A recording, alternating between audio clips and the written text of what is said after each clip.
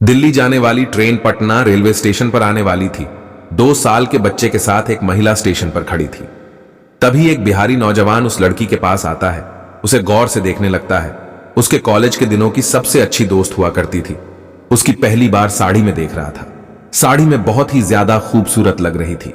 उसके साथ जो बच्चा था मम्मी मम्मी करके रोए जा रहा था, चुप होने का नाम ही नहीं ले रहा था। उस लड़की का नाम ममता था और लड़के का नाम राजीव होता है। राजीव उसके पास जाता है और बिना बताए बच्चे को गोद में उठा लेता है। जैसे ही बच्चे को उठता है, झटके में ममता उसकी तरफ देखती है। जब उसका चेहरा देखती है तो उसकी आंखें फटी की फटी रह जाती है, जिसको देखने के लिए उसकी आंखें तरस गई थीं। अचानक से उसकी आंखों के सामने आ चुका था। उसको देखते ही उसकी आंखों में आंसू आ जाते हैं। राजीव भी ममता को देखता है। दोनों एक दूसरे को बाहों में भर लेना चाहते थे, लेकिन प्लेटफॉर्म के उस भीड़ में यह सब संभव नहीं था। दोनों बहुत सारी बातें करना चाहते थे, लेकिन लड़की के साथ में कोई और होता है जो थोड़ी देर में आ जाता है। दोस्तों, बहुत ही रोचक कहानी है। दोनों एक कॉलेज में पढ़ते थे। ममता एक ऊंची बिरादरी से थी, राजीव निम्न बिरादरी से था। लेकिन एक अच्छी बात यह थी कि राजीव पढ़ने लिखने में जीनियस था। इसी भरोसे पर दोनों का रिश्ता टीका था कि राजीव पढ़ लिख कर कोई बड़ा आदमी बन जाए तो इन दोनों की शादी हो जाएगी। लेकिन ऐसा नहीं होता है। ममता की शादी कहीं और हो जाती है। शादी से पहले ममता एक बार राजीव से मिलती है। कहती है, यह मेरी अंतिम मुलाकात है। बस मेरी यही गुजारिश है कि एक दूसरे के दिल में जगह बनाए रखना, एक दूसरे को याद करते रहना। तुम्हारे लिए मैं यही दुआ करूंगी कि तुम पढ़ लिख कर एक कामयाब आदमी बन जाओ। एक दिन दोनों स्टेशन पर मिलते हैं। राजीव कहता है, कैसी हो ममता? ममता कहती है, जैसे दिख रही हूं वैसी ही हूं। तुम कैसे हो? राजीव भी कहता है, मैं भी वैसा ही हूं। राजीव कहता है, साड़ी में बहुत ही खूबसूरत लग रही हो, बच्चा भी बहुत प्यार है। तो ममता कहती है, बच्चा मेरा नहीं है, बच्चा मेरे भाई का है। राजीव कहता है, तुम्हारे साथ कौन है? तो ममता कहती है, मेरी भाभी है। ये बच्चा रो रहा था तो इसको कुछ लाने के लिए गई है। तब तक उसकी भाभी आ जाती है। ममता कहती है, भाभी यही राजीव है। ममता कई बार राजीव के बारे में अपनी भाभी से बता चुकी थी। तीनों लोग ट्रेन में जाते हैं। राजीव का टिकट एसी में था, ममता और उसकी भाभी का टिकट स्लीपर में था। राजीव कहता है, चलो हमारे साथ एसी में बैठो। सभी लोग एसी में जाते हैं। बातें होने लगती हैं तो ममता की भाभी पूछती हैं, अब क्या कर रहे हो तुम?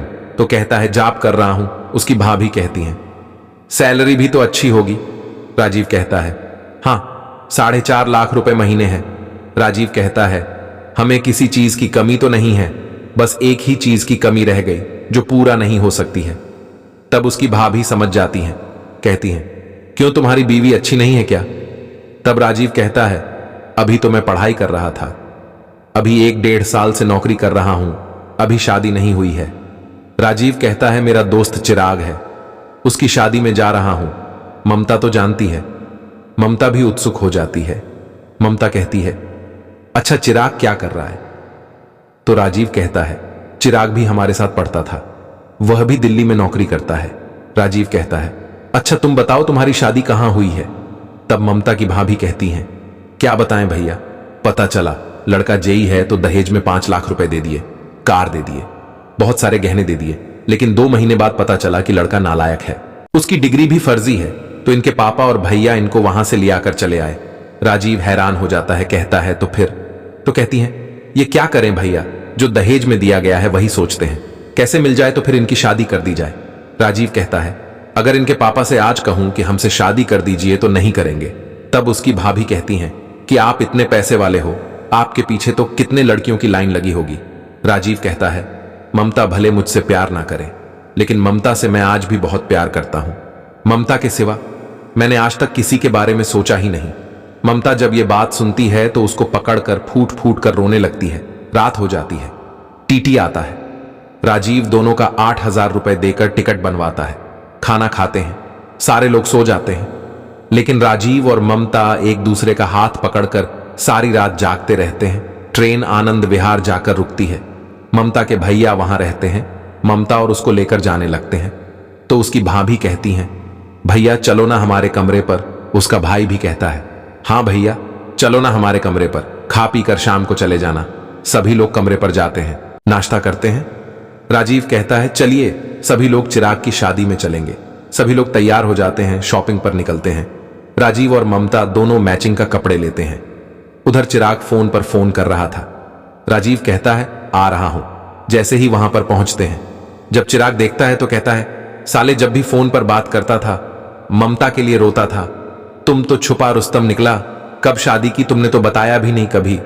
बोलता है यार भैया है पीछे, उनके बदतमीजी से बात ना किया कर, समझा कर कुछ। उसके भैया को नमस्ते करता है, कहता है माफ करिए हम आपको नहीं पहचानते थे। उसके भैया वहां से दूर चले जाते हैं। चिराग से बातें बताता है, कहता है शादी नहीं हुई है, बात कुछ और है। कहता है चलो और दोस्त हैं उनसे मिला जाए। सभी लोग मिलते हैं और ये डिसाइड करते हैं कि किसी तरह ममता से राजीव की शादी करा दी जाए। उसके भैया तो पहले ही मान गए थे, तभी वह शादी में आए थे। उसके सारे दोस्त ममता के मम्मी पापा को मानाते हैं तो उसके पापा 1-2 महीने में मान जाते हैं। शादी होती है पिछले 6 महीने से। ये दोनों लोग अपनी लाइफ एंजॉय कर रहे हैं। दोस्तों, ये कहानी आप लोगों को कैसी लगी कमेंट करके जरूर बताइए।